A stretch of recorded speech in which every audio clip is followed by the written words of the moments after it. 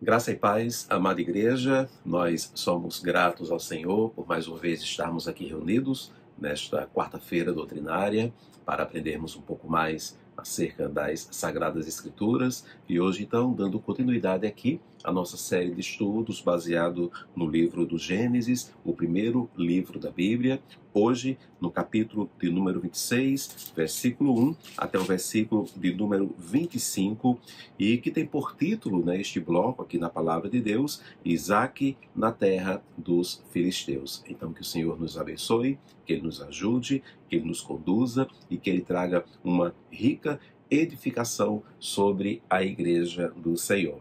Então, queridos, como o texto bem já o diz, já o propõe, Isaque aqui, junto com sua caravana, junto com sua esposa Rebeca, e todos aqueles que lhe cercavam, que lhe serviam, ele foi para ali a terra dos filisteus. Então, diz aqui o texto bíblico, já no versículo 1, que sobrevindo fome à terra, além da primeira a vida nos dias de Abraão, foi Isaque a Gerar, avistar-se com Abimeleque, o rei dos filisteus. E aqui, queridos, nós encontramos uma situação bem parecida com algo que ocorrera em dias passados, nos dias ali, nos tempos do pai do Isaque, o próprio Abraão. Aqui o texto vai declarar que assim que Isaque ele chega àquela terra, ele toma uma postura.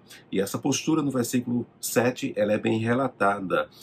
Está escrito que perguntando-lhe os homens daquele lugar, ali a Isaque, a respeito de sua mulher, ele então respondeu, ele então disse, ela é minha irmã, pois temia dizer, é minha mulher, para que, dizia ele consigo, os homens do lugar não me matem por amor de Rebeca, porque era formosa de aparência. Então aqui algo bem parecido com coisas que ocorreram ali no passado, não na própria vida do Isaque, mas na vida do seu pai Abraão.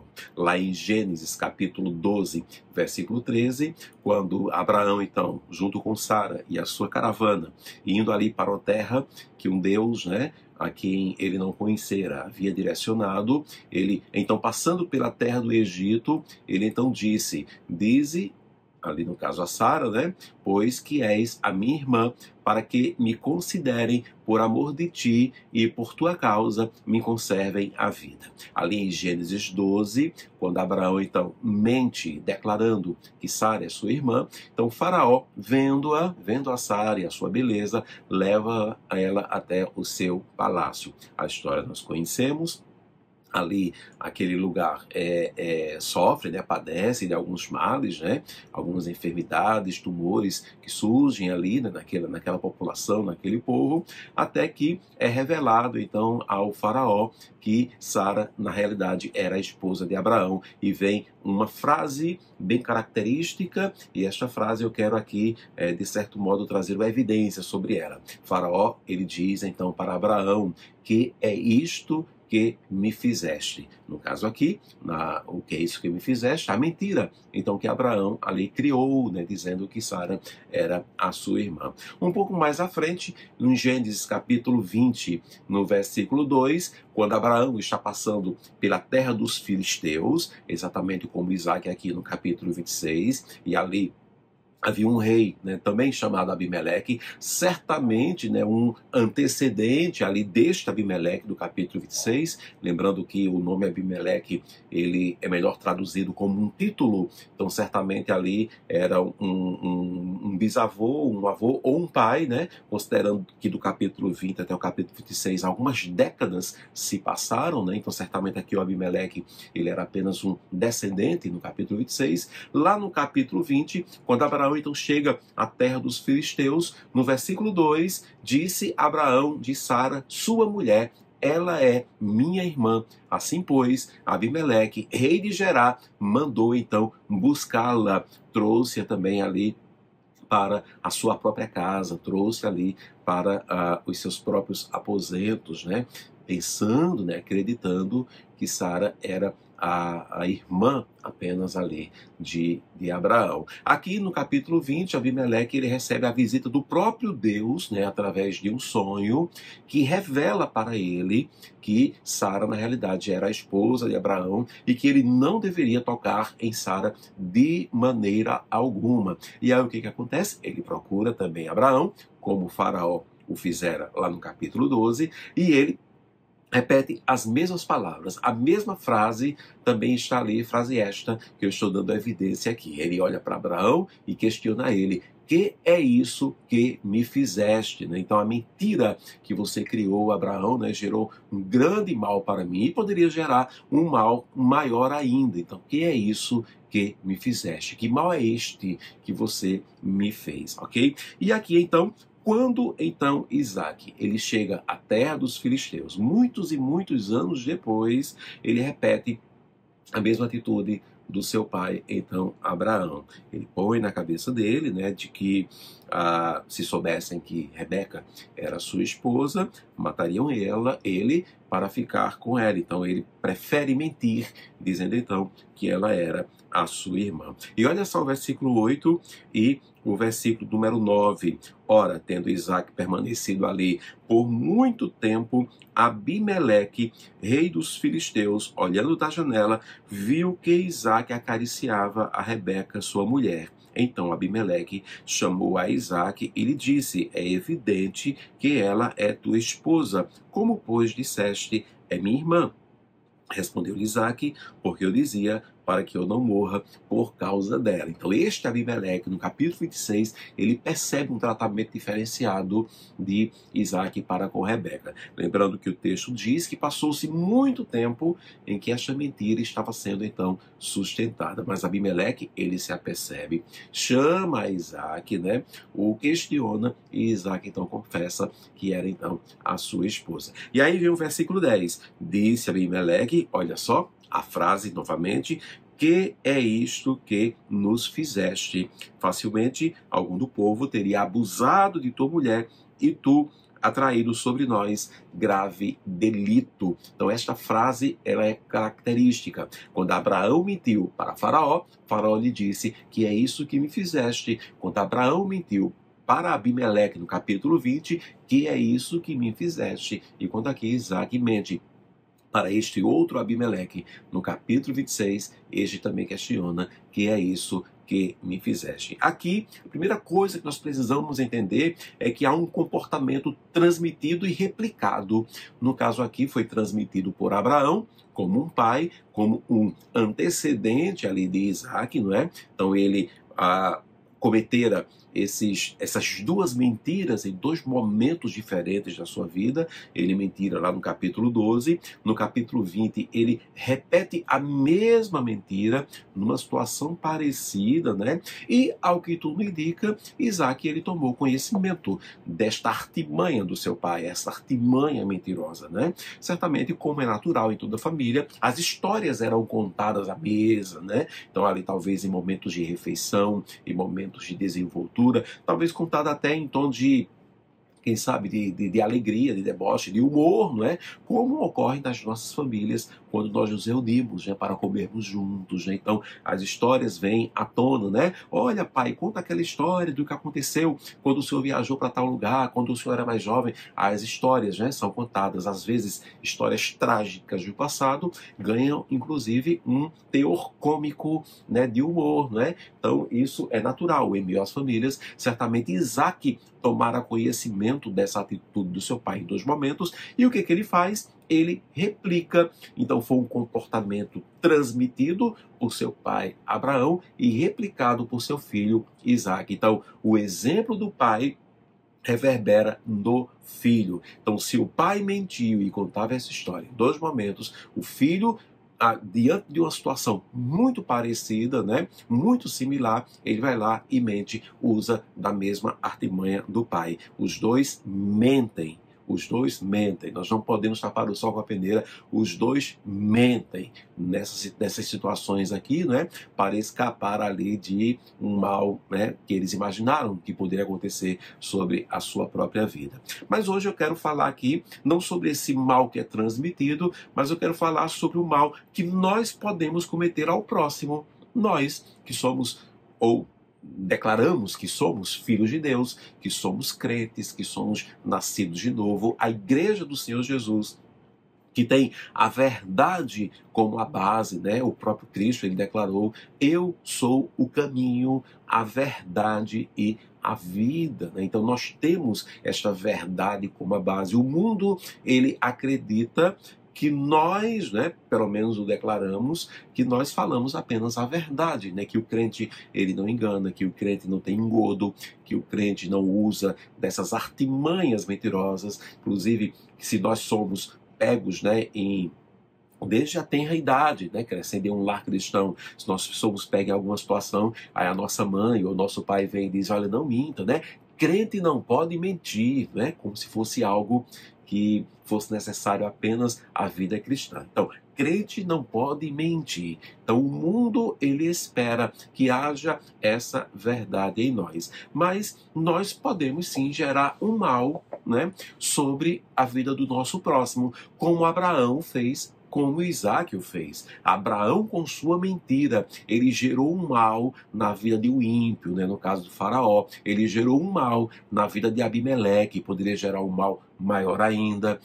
O Isaac também poderia gerar um mal terrível sobre a vida de Abimeleque aqui no capítulo 26, se este tocasse ali em Rebeca, né? Então, se ele não tivesse se apercebido, é como ele disse: já imaginou se alguém do meu povo toca na tua esposa, pensando que é tua irmã, não é? O que teria atraído sobre nós um grave delito. Então nós precisamos entender que, como igreja do Senhor, nós podemos sim trazer grande mal sobre a vida do nosso próximo. E eu quero apresentar aqui pelo menos 3 situações que nós podemos gerar um grande mal sobre a vida do nosso próximo. Primeiro, sendo crentes, sendo servos do Senhor, sendo igreja do Senhor Jesus, quando mentimos, podemos gerar um mal sobre a vida do nosso próximo. Como foi aqui o caso de Abraão, como foi aqui o caso de Isaac, que mentiram. Se eu minto também enquanto crente, enquanto servo do Senhor, enquanto o mundo espera que eu tenha a verdade, eu posso sim gerar um grande mal na vida do meu próximo. O meu próximo, muitas vezes ali o ímpio, né? Aquele que ainda não conhece a Jesus, que é rodeado por tanto engano, por tanto engodo, se ele se aproxima da igreja, esperando que da igreja ele vá encontrar apenas o melhor e jamais aquilo que se encontra no mundo, o engano do mundo, a mentira do mundo, nossa, se ele encontra a mentira dentro da própria igreja, no meio do povo de Deus, meus irmãos, a gente acaba com toda a esperança deste homem que está tentando acertar. Então, quando nós mentimos, a gente sendo crente, sendo o povo de Deus, podemos sim gerar um grande mal sobre o nosso próximo. Em segundo lugar, sendo crentes, sendo o povo de Deus, sendo igreja do Senhor Jesus, nós podemos gerar um grande mal na vida do nosso próximo quando nós nos omitimos. Quando nós nos omitimos, nós sabemos o que é a verdade, nós sabemos aquilo que pode trazer a salvação, nós sabemos aquilo que pode trazer a libertação, mas nós nos calamos, nós nos omitimos, ficamos calados. Vamos aqui então imaginar, né, deduzir aqui. Abraão mentiu, Sara, ela se omitiu, ela ficou calada, né? Isaac, ele mentiu, né? Mas aí Rebeca se omitiu, ficou calada. E não só ela, mas toda a sua caravana, né? Todos aqueles que rodeavam ali a Isaac, que rodeavam Abraão, que sabiam muito bem que tanto Sara era esposa de Abraão, quanto Rebeca era esposa de Isaac, e foram omissos, ficaram calados, ficaram ali em silêncio. Então, a omissão, quando praticada pela igreja do Senhor Jesus, pode se gerar um grande malefício sobre a vida do nosso próximo. Quiçá a pior e maior omissão de todas, que é quando nós não pregamos a palavra de Deus, quando não proclamamos as palavras que estão aqui, que nós conhecemos, a verdade que liberta, nós conhecemos, e que Jesus Cristo disse: ide por todo o mundo e pregai o evangelho para toda criatura. Ide por todo o mundo. E nós, se nós não formos, se nós não falamos, se nós não pregamos, nós nos omitimos e podemos sim gerar um grande mal na vida do nosso próximo. E em terceiro e último lugar, eu quero aqui apontar como sendo um grande mal que podemos gerar sobre a vida do nosso próximo, sendo crentes, sendo povo de Deus, sendo igreja do Senhor Jesus Cristo, justamente quando nós aumentamos, quando nós colocamos uma carga maior, quando nós falamos aquilo que não fora dita. E aí, meus irmãos, nos dias atuais, a igreja, ou aquela que se diz igreja do Senhor Jesus, nossa, tem gerado um grande mal sobre a vida do seu próximo, sobre a vida do ímpio, sobre a vida de muitos que estão sedentos pela verdade, porque tem aumentado, né, aquilo que tem na palavra do Senhor Jesus, tem extrapolado, criado coisas que não estão na palavra, ou mentem, ou omitem, ou aumentam, criando uma carga que é pesada demais, dizendo que aquilo que não é pecado, gerando então um terror, um pavor na vida daquele que ouve ali falar de Jesus Cristo. Muitos têm vindo até Jesus, inclusive apenas com medo, apenas com pavor, viver então uma vida sobre uma ditadura, muitas vezes de uma igreja, onde tem um senhorio humano, alguém que determina, alguém que manda, alguém que é a cara daquela igreja. Então há um aumento. A palavra do Senhor declara, tanto aquilo que nós tiramos da palavra é errado, quanto aquilo que nós acrescentamos, quanto aquilo que nós aumentamos. Então são três situações onde nós, enquanto povo de Deus, enquanto igreja, enquanto crentes, se nós cometemos uma dessas três situações, ou nós mentimos, ou nós omitimos, ou nós aumentamos, nós podemos sim gerar um grande mal sobre a vida do nosso próximo. Assim como Abraão gerou sobre a vida de Faraó, gerou sobre a vida de Abimeleque, no capítulo 20, como Isaac também gerou sobre a vida de um outro Abimeleque, no capítulo de número 26. Não nos esqueçamos daquilo que está escrito, né, lá em Mateus, capítulo 5, versículo 37, palavras do Senhor Jesus Cristo: seja, porém, o vosso falar sim, sim, e o não, não, porque o que passa disso é de procedência maligna. Então, o meu sim tem que verdadeiramente ser um sim. O meu não tem que ser verdadeiramente um não. A verdade tem que ser a base da igreja do Senhor Jesus Cristo, porque Ele é a verdade. Por isso, irmãos, não omitamos, não nos omitamos, e também, de maneira alguma, vamos aumentar aquilo que é verdadeiro, né? Não vamos acrescentar em nada, para que, de fato, só a verdade possa ser propagada e possa ser, de fato, né, sair, reverberar da nossa vida, da igreja do Senhor Jesus Cristo. Que Ele então nos abençoe. Amém? Oremos ao Senhor. Pai, nos ajuda para que, em nome de Jesus Cristo, a verdade seja a única coisa, Senhor, a ser a base da nossa existência, Pai.